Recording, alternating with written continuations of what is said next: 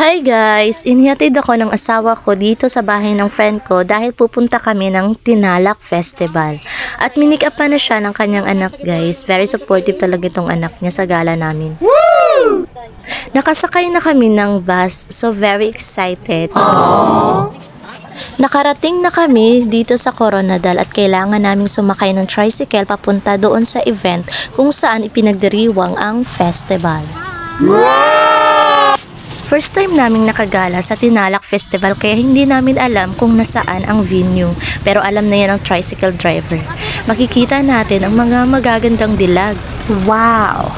Sila ang mga contestant ng Mucha ng South Cotabato. Woo! Ang una naming ginawa ay nagrent kami ng balloon to take photo and video. 20 pesos ang rent. Aww. Ang may-ari ng balon ang nag-video sa akin at sabi ko sa kanya, papasok na sana ako dito sa entrance guys, kaso lang sabi ng pulis, bawal daw itong backpack. What? Bawal talaga ma'am. Hindi lang ako nag-iisa, pati sila. Oh no! Buti na lang may nagtitinda ng pastel at pwede natin iiwan dito ang mga gamit. May rent nga lang 25 pesos. Kinuha ko lang yung gamit na mahalaga at nilagay ko sa bag ng kaibigan ko at kasali na doon ng charger. Charger talaga?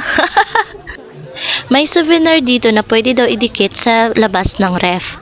Sa bagay, maraming tanim na durian dito sa South Cotabato. Alam talaga ng tindera na wala kaming pambili sa bag kaya sabi niya, Uy, bitaga, 200 na lang. ito ay gawa ng mga tiboli. O diba ang ganda ng mga design?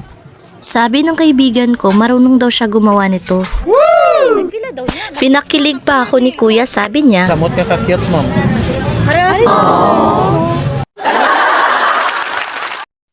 Ng bola pa para bilhin yung hikaw niya. Parang totoo naman kasi maraming nagsabi sa akin yan eh. Gusto ko itong bamboo na style guys. Pang design sa bahay. Wow, bagay na bagay ito sa kaibigan ko. Oh. May mga t-shirt din dito. 250 ang nasa taas guys.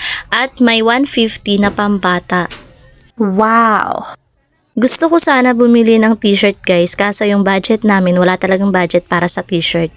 Kaya itong gala namin guys, gala lang ito, walang pambili. Turo lang ng turo ng pagkain kahit wala namang pambili. Di guys, naghahanap talaga kami ng kanin at saka ulam. Nakakita kami ng design sa buhok. Diba ito yung kadalasan na binibili pag Tinalak Festival guys. Bagay pala sa akin ng color yellow no. Pero yung hinanap ko kasi yung terno ng damit ko, white and black. At nakakita ako guys, isa na lang ito. Kaya binili ko na. Bagay naman sa akin, 'di ba? Wow!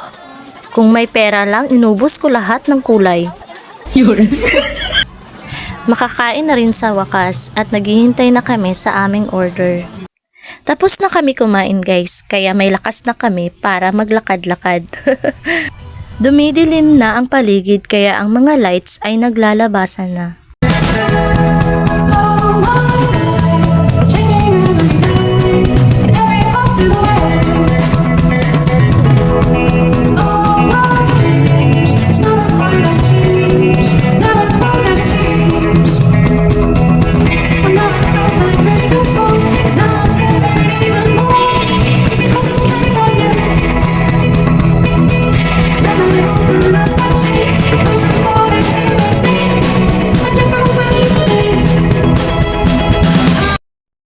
Marami pa sana sa unahan guys, kaso lang itong kaibigan ko ay gusto nang umuwi. Kaya ito, bye-bye na. Uuwi na kami.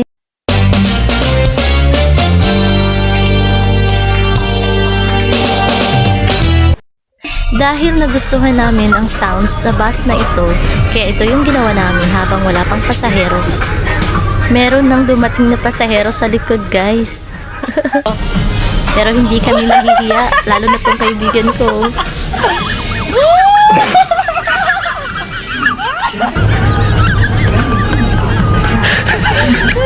May nakilala ako, isa sa pasahero, anak ni Ma'am Neva Amoro. Shout out, Ma'am!